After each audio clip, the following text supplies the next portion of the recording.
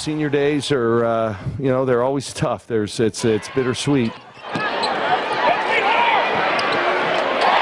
This is a group that left quite a legacy, and we have some iconic players that we're losing.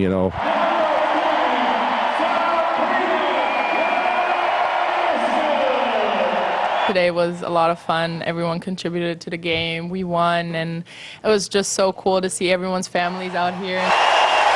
The fans, they stayed to the end, And now look at this. It's really crazy. It's amazing to be able to, look around and just give thanks to them and say there's more to come, and we still have a couple more games at home and in Portland, so we need their support.